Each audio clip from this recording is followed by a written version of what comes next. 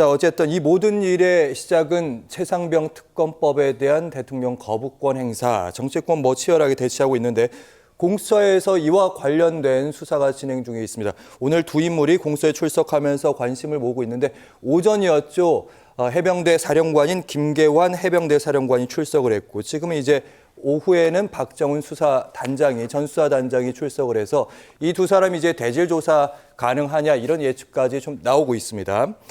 그러니까 이런 거죠. 박정훈 대령은 VIP가 경로했다. 이런 얘기를 김계환 해병대 사령관으로부터 들었다. 근데 김계환 사령관은 그런 얘기를 한 적이 없다. 이런 얘기예요. 예. 이제 주장이 엇갈리고 있는 예. 건데요.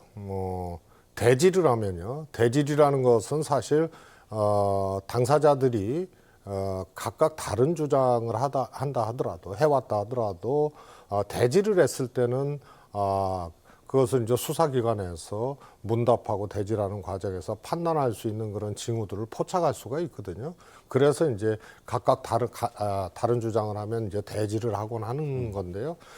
저는 김계환 사령관이 기존의 주장을 180도 바꾸기는 어렵다고 봅니다. 예. 그러나 소위 지휘서신이라는 형식을 통해서 얼마 전에 이 사건에 대해서 언급하고 해병대 사령관으로서의 어떤 인식 또 마음을 이렇게 피력한 그런 지휘서신이 있었는데 고뇌에 가득한 듯한 그런 입장이었어요. 그래서 예. 대질 과정에서 제가 보기에는 김계환 사령관이 부인을 하고 있다고 보여지는데 수세적인 것이죠. 그래서 대질 과정에서 그것이 허위적인 주장이다라는 어떤 징후들이 또 포착될 수도 있지 않나 싶습니다. 사실은 이제 김계환 해병대 사령관 같은 경우에는 초반에는 박정훈 단장을 좀 위하는 듯한 그런 발언들도 좀 흘러나와서 그렇습니다. 네, 그 입에 대해서 대단히 주목을 많이 받았는데 지금은 이제 박정훈 전 단장에 대해서 거짓 주장이었다 이렇게 얘기를 하고 있는 입장인데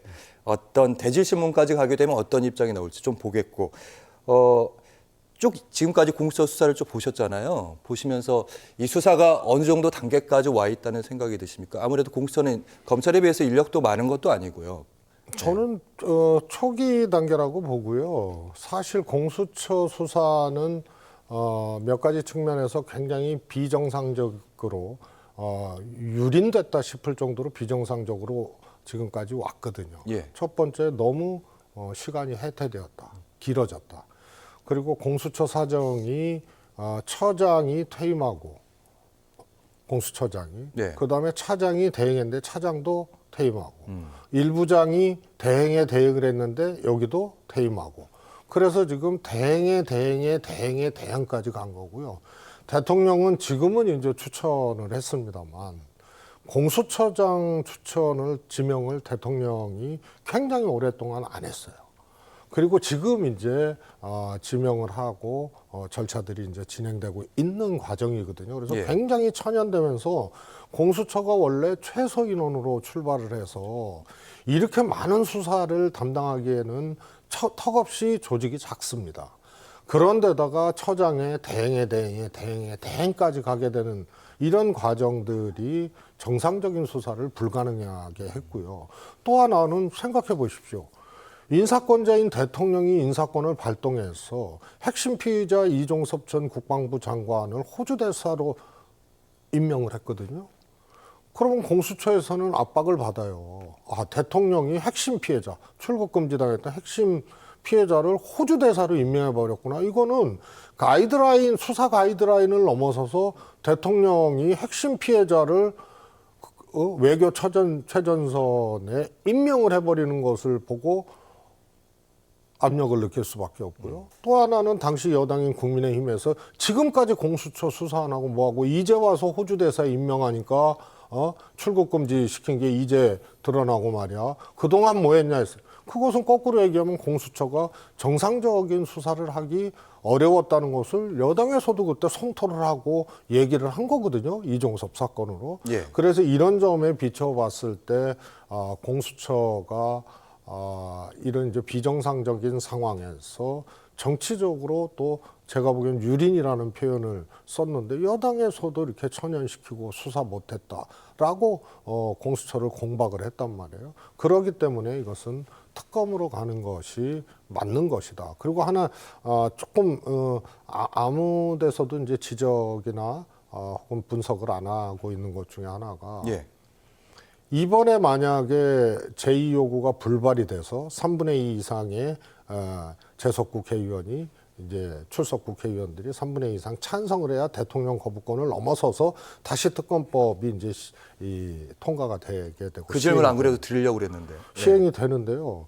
만약에 이번 마지막 국회에서 좌절이 되잖아요. 재의결이. 예. 그러면은 22대 다음 달 이제 시작되는 22대 국회에서 민주당이 또 특검 최혜병 특검을 하겠다는 거 아니에요? 그런데 이게 6월 달에 바로 할 수가 없는 겁니다. 왜냐하면 원구성 협상을 하잖아요. 지금 법사위원장, 뭐 위원장, 뭐 운영위원장 뭐 등 놓고 이제 뭐 민주당은 다 해야 된다 뭐 이렇게 이제 옥신각신 하는데 그렇죠. 통상은 6월 달을 넘길 가능성이 커요. 첫 개원은. 그러면은 만약에 7월 달에 민주당이 임시국회가 또 소집이 돼야 되고 예. 홀수달이니까 여기에 최상병 특검을 올린다 하더라도 이게 바로 상정이 되지는 않아요.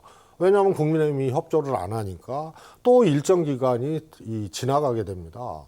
그런데 공수처는 대통령이 그랬잖아요. 공수처가 수사가 미진하면 나부터도 특검을 주장하겠다고 지난 기자회견에서 그랬죠. 그랬거든요. 예.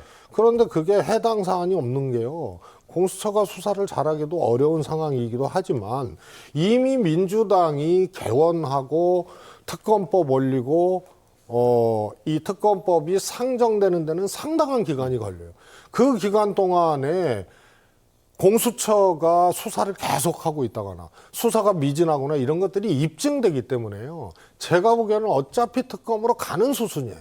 그리고 대통령이 그걸 스스로 발목을 꽉 잡아놨던 게 지난번에 기자회견에서 예. 나부터도 수사 미진하면 특검 주장 내가 하겠다. 근데 대통령이 특검 주장하는 거는 그거는 그 법적으로 문제가 있어요. 오히려 하여튼 그런 말씀까지 그럼 하셔서 말씀을 듣고 나니까 예. 특검은 어쩔 수 없이 결국 받을 어차피 수밖에 가는 없다. 거예요. 야. 그리고 공수처가 상당 정도 앞으로도 더 수사를 한 후에 특검이 상정 통과될 가능성이 크기 때문에 그때도 수사를 제대로 못하고 혹은 수사 중이다 그러면 이건 특검 갈 수밖에 없고 시점의 문제일 뿐이라는 대통령이 말씀. 주장해야죠. 특검하자고. 그래야 기자회견 모순이 말씀대로. 없는 거죠. 알겠습니다. 이번에 다시 넘어오면 재표결하면 되느냐 안 되느냐 이 질문 드리려다가 저희가 꼭 다뤄야 될 아이템 뒤에 있어가지고 넘어가도록 하겠습니다.